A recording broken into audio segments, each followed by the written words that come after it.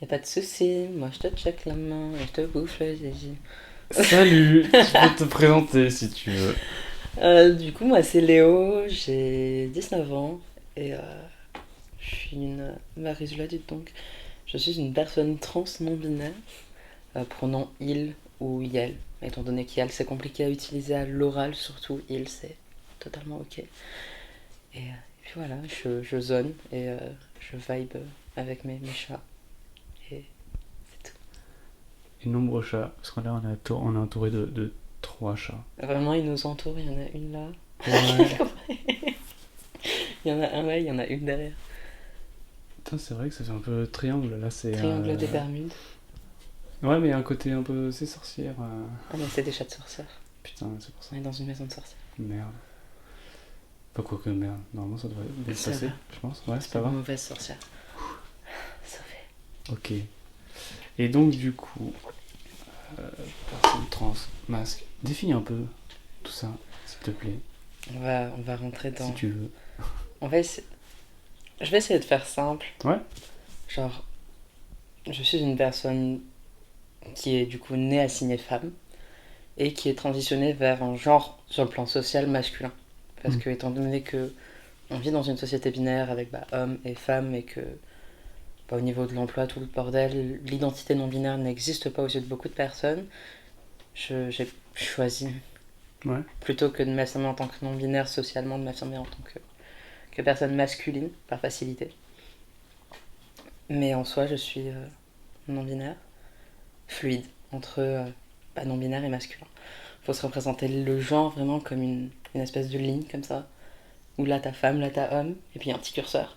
Et puis le petit curseur il se balade, et moi il se balade entre non binaire et homme, il fait sa petite vie comme ça. Non-binaire étant le zéro, quoi. Étant le zéro, étant le neutre total. Voilà. Enfin, sachant que non binaire c'est un terme parapluie, Ouais, ça au regroupe final. plusieurs. Tout comme femme et homme en soi sont des termes parapluies, parce que il y a les femmes trans et les femmes cis, les hommes trans et les hommes cis. Cisgenre étant une Est-ce qu'on se met personne. à tout définir ou vraiment les curieuses et les curieux Je vont pense que les curieux et checker curieuses pourront aller se renseigner. Oui, Mais du coup, je suis une personne fluide voilà. entre ces deux spectres-là.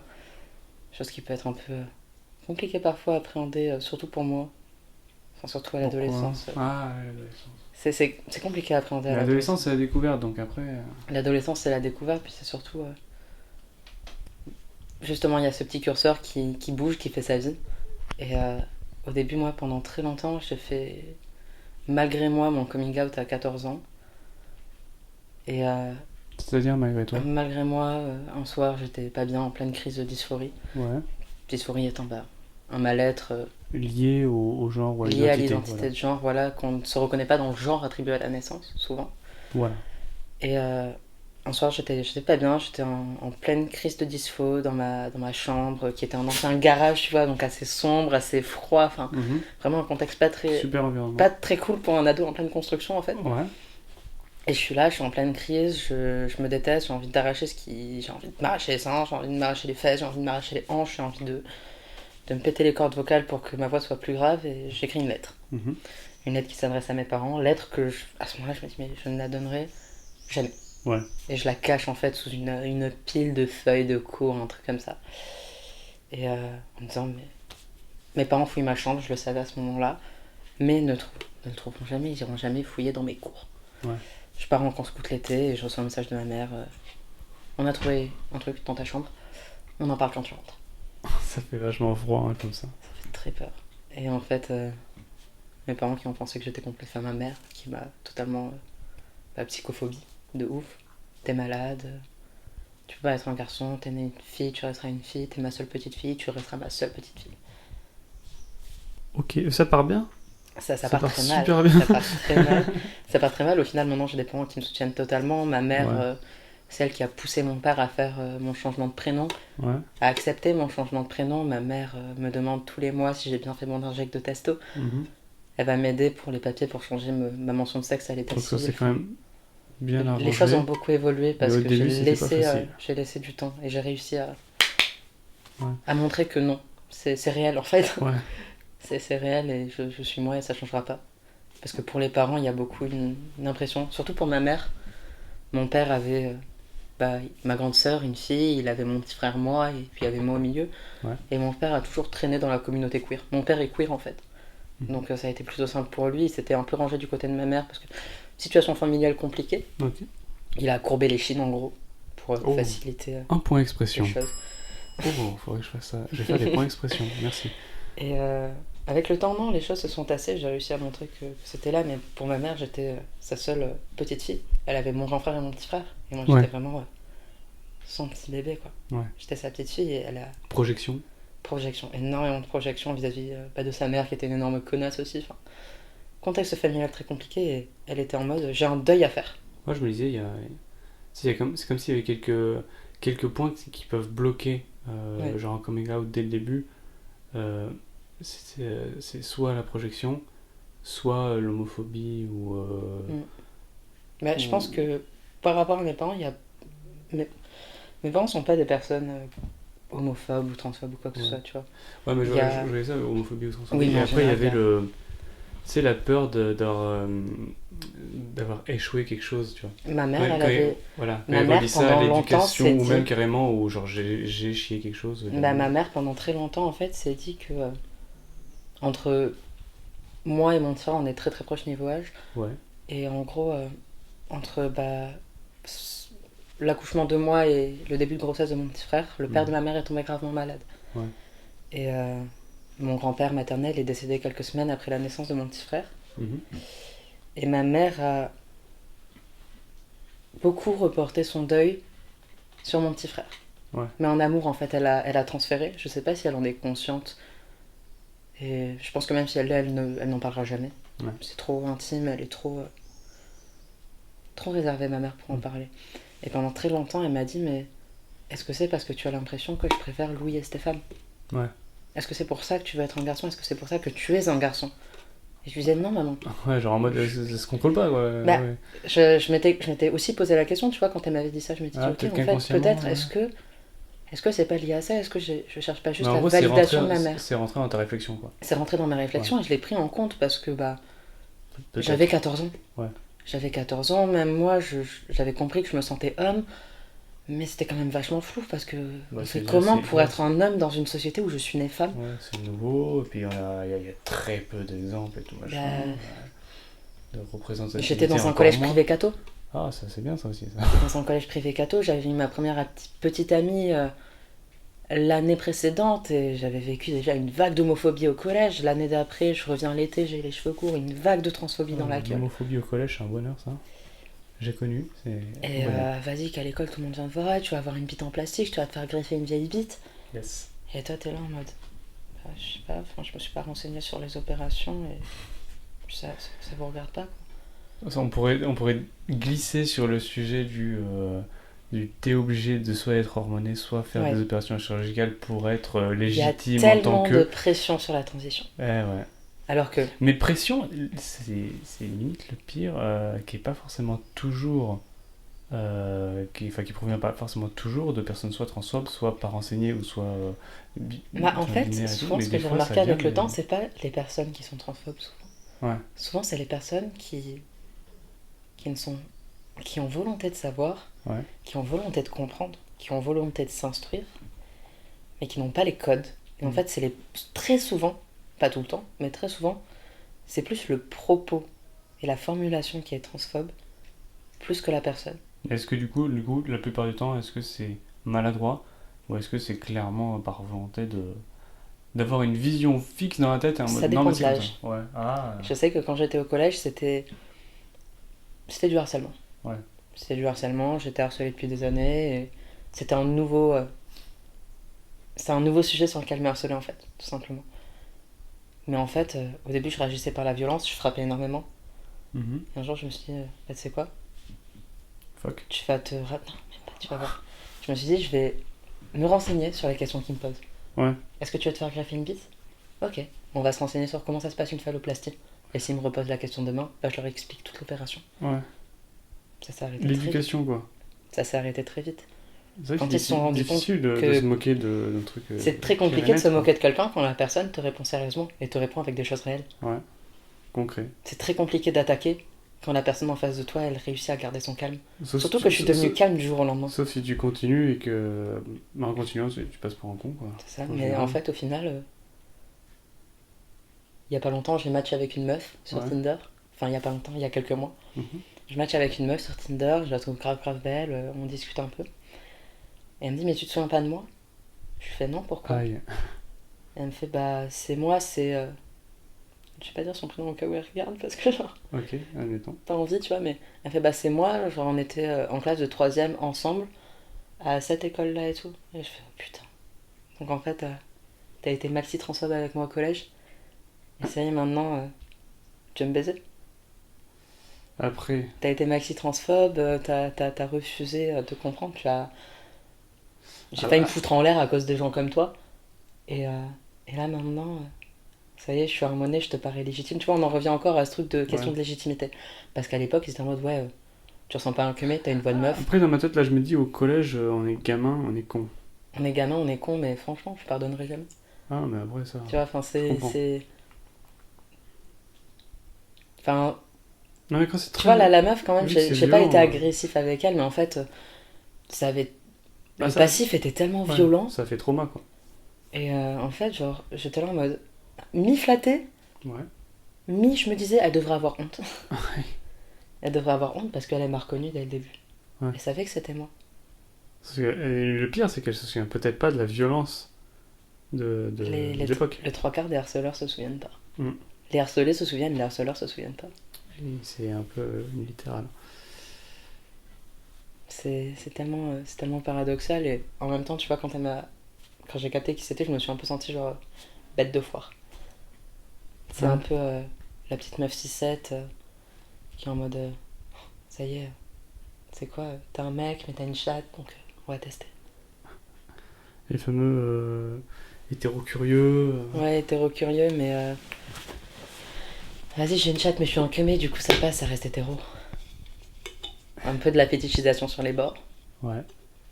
Mais, Bon, on reste dans le malsain léger quand même. on reste dans le malsain léger, mais après, franchement, je pense que malheureusement, s'il n'y avait pas eu tout ce harcèlement, toute cette violence, j'en serais pas là aujourd'hui, tu vois. Genre, au final, au début, moi, je voulais vraiment commencer les hormones à 16 ans. Mais toutes les expériences forgent le caractère. Toutes les expériences forgent et ça m'a pas forcément toujours forgé pour le mieux. Genre, j'ai plein de réactions super traumatiques, j'ai des gros blackouts de ma vie, j'ai des trous noirs dans certains souvenirs. Enfin, c'est pas grave, tu vois, j'apprends à vivre avec et puis des fois, hop, j'ai un petit souvenir qui revient comme ça, je suis en mode puis je le remets dans ma tête. Mais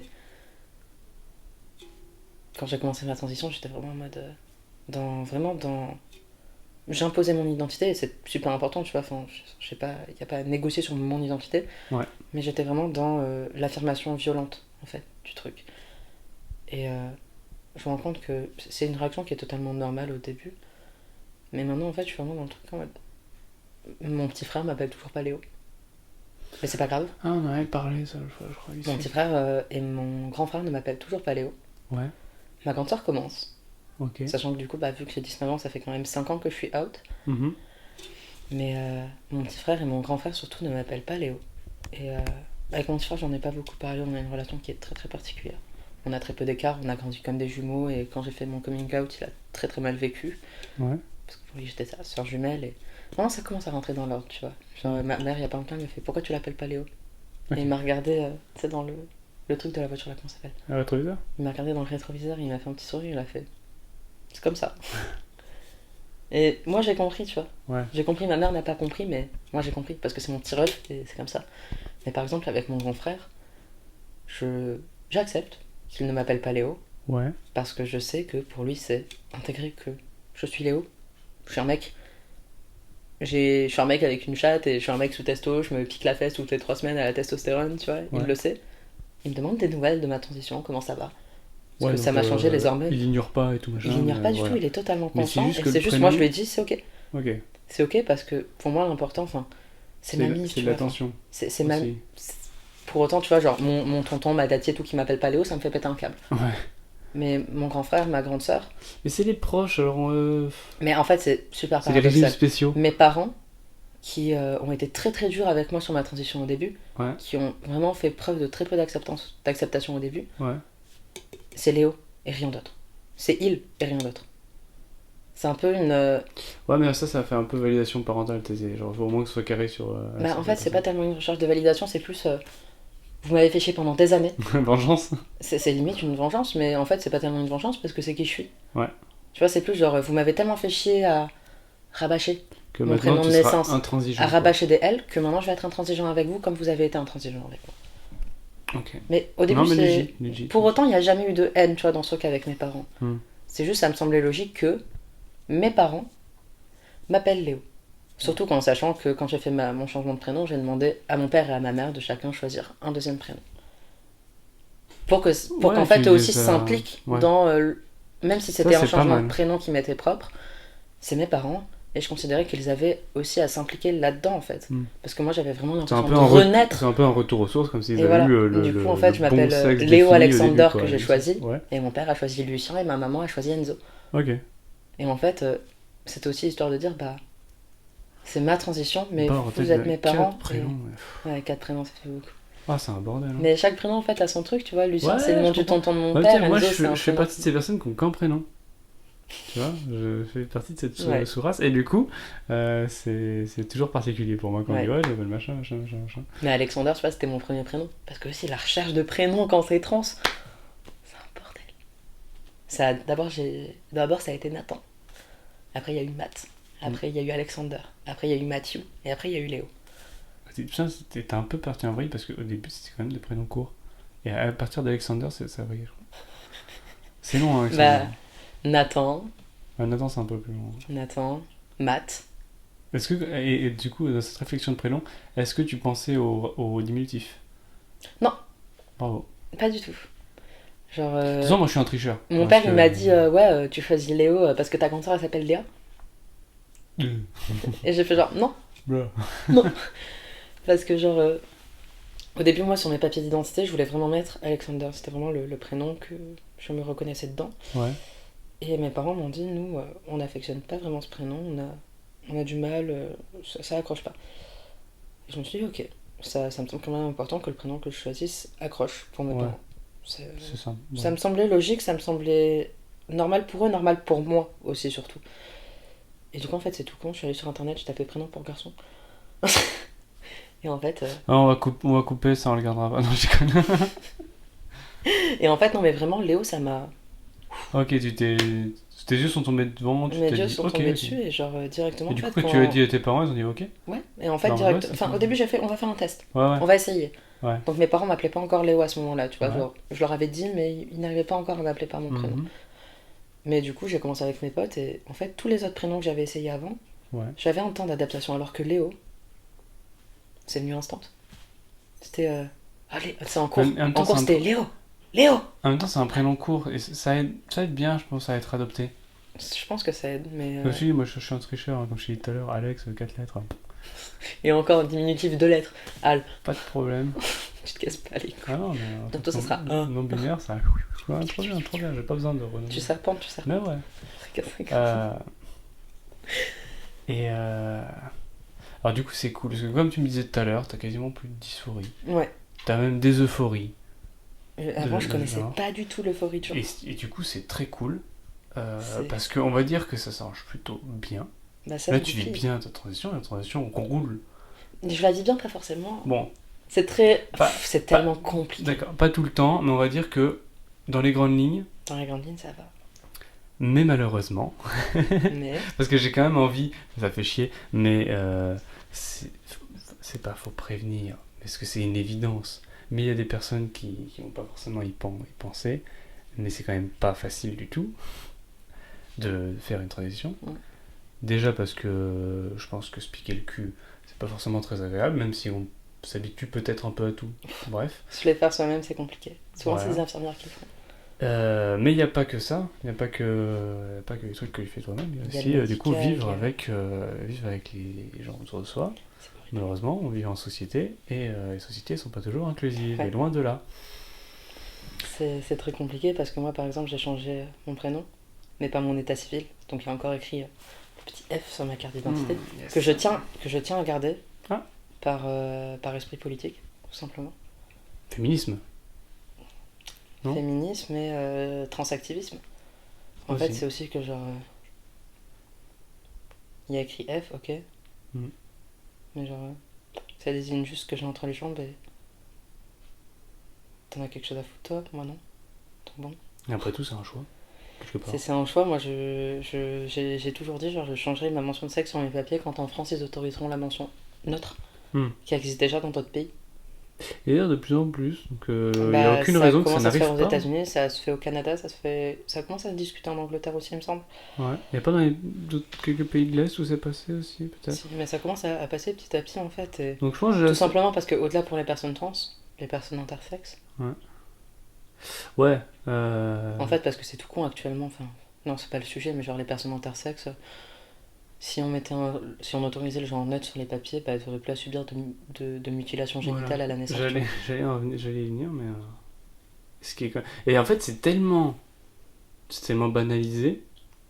C'est quand même dingue de se dire, tu peux naître naturellement avec un genre et les organes non définis clairement.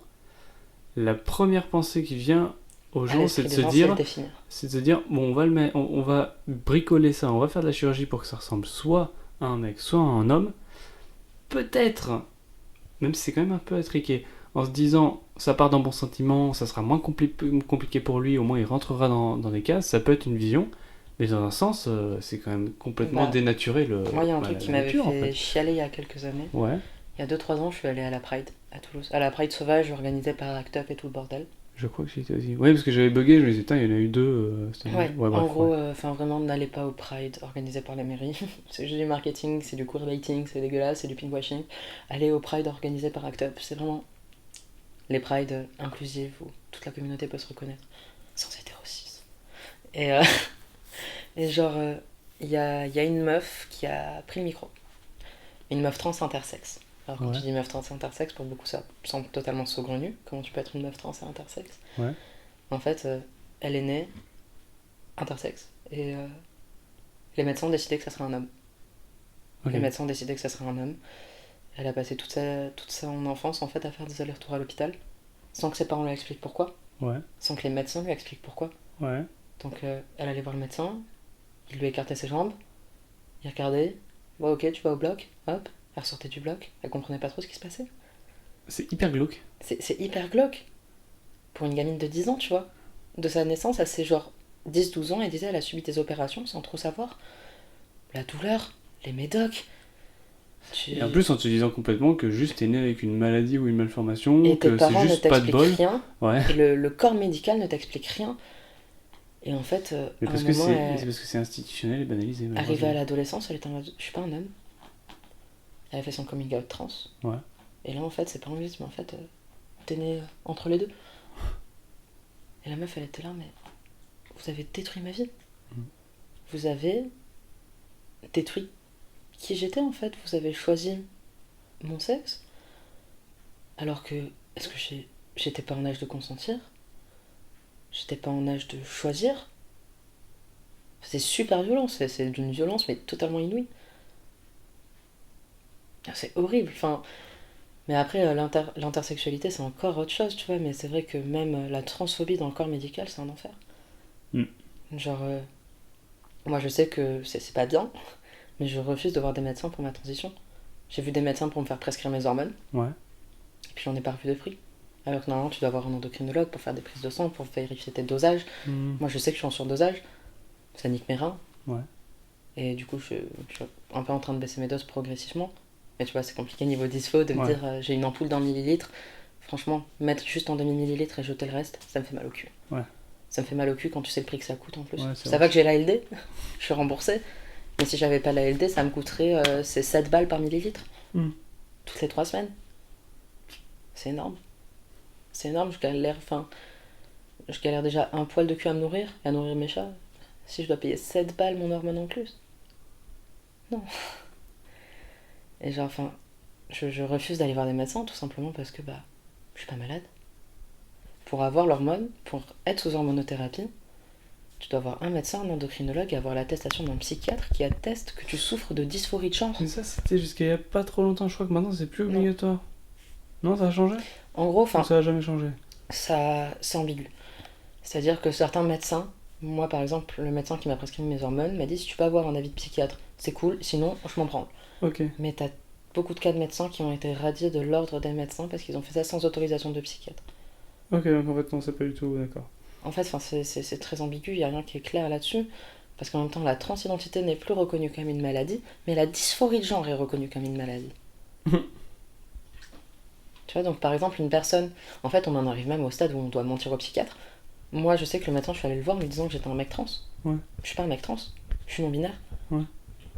Mais si je dis que je suis non-binaire, pour le corps médical, je suis pas légitime à l'hormonothérapie. Donc en fait, c'est plein de codes à avoir pour essayer de réussir à s'en sortir. Bah, C'est de surtout la que moi, en survie, fait, je m'en sors bien parce que j'ai fait ce qu'on appelle un parcours non officiel. Ouais. Un parcours officiel, tu passes par un organisme qui anciennement s'appelait la SOFECT. Je sais plus comment ça s'appelle maintenant. Ils ont changé de nom parce qu'ils se sont fait dézinguer de partout. Ouais. Parce qu'en gros, la SOFECT, c'est un organisme spécialisé dans la transidentité. Organisme géré par des personnes cis. Ouais. Organisme créé par une TERF. Ouais. Attends, définiteur vite fait, TERF, c'est pas c'est long. une personne féministe qui exclut. Enfin, c'est une personne qui exclut les personnes trans de la cause féministe. Voilà. En gros. Donc, féministe, Une personne transphobe. féministe, progressiste, etc. etc. Et la meuf qui a créé la SOFECT, elle a sorti un bouquin où elle dit que les femmes trans sont juste des hommes qui se déguisent en femmes. Pour profiter des privilèges des femmes. Ça part bien, ça. Hein. Et en fait, Je sens que ça pue du cul. Je peux rien la fonder SOFECT, sur ça. basiquement, ma mère pensant bien faire quand j'ai fait mon coming out, vers Ouais. 15-16 ans, m'a amené voir un psychiatre Hmm. de la SOFECT. Je connaissais pas la SOFECT à l'époque, elle non plus, elle pensait bien faire, tu vois. Enfin, la démarche était vraiment bienveillante de la part de ma mère. Ouais. J'arrive en consultation avec le psy. Bonjour, du coup, vous venez pourquoi ici? Bah, je sais pas trop, c'est ma mère qui a pris rendez-vous, elle pense que ça me ferait du bien. Ouais. Ok, du coup, vous êtes une femme? Non, je suis un homme. Ok, on parle. Est-ce que vous avez une petite amie? Non, j'ai un petit ami. Ah, donc vous êtes un homme trans, mais vous avez un petit ami? Normalement, vous devriez avoir une petite amie. Oh, ouais, c'est pas mal. Je fais, bah non, enfin, je sors avec un homme, mais c'est un vrai homme. Enfin, ouais, c'est un homme avec une bite de naissance, oui. Ouais. Et niveau sexuel, ça se passe comment? Je regarde, je fais comment ça? Vous êtes en train de me demander si je la prends dans le cul ou dans la chaise, quoi? En fait, je fais, mais. Oui, enfin, on va dire ça comme ça. Je regarde, je fais, mais ça se regarde en aucun cas. Il y a des meufs qui se la prennent dans le cul, aussi. Enfin, genre, pourquoi tu me saoules? Et c'était limite, il regardait comment je m'asseyais, tu vois, donc pendant toute la consultation, c'était hors de question que je m'assoie comme ça. Ouais. C'est genre. Ouais. Gros man spreading, les jambes écartées, quoi. C'était- Ouais, ok, c'est gênant, ça fait pas du tout en fait corps médical. C'est transphobe. Ouais. C'est transphobe. La SOFECT, ils ont refusé à bah, en même temps, tu vois, la SOFECT, c'est le seul organisme reconnu. Donc, quand tu es une personne trans qui se découvre, Ouais. c'est vers eux que tu vas te diriger parce que c'est la seule source que tu as sur Internet. C'est la première source que tu as sur Internet. Là, il nous reste 2 minutes. Ouais, on est déjà à 28 minutes. Oh là là. Mais en même temps, bon, je suis encore dans la découverte. On va tenter les trucs, donc je vais faire ça par épisode. Peut-être Ouais. que je fais un long épisode. Je sais pas. En vrai, vas-y, je ferai épisode 2. Je vais faire 2 épisodes. On s'en bat les couilles. Tu fais comme tu le sens. Bah oui, je suis chez moi. Je suis chez moi, non, je suis chez toi. J'ai le droit de faire comme chez moi? Bah oui, fais comme chez moi. Ah oui, vas-y. T'es tout le temps là. Alors, T'es souvent là. putain, merde. Ouais. Attends, faut que je coupe.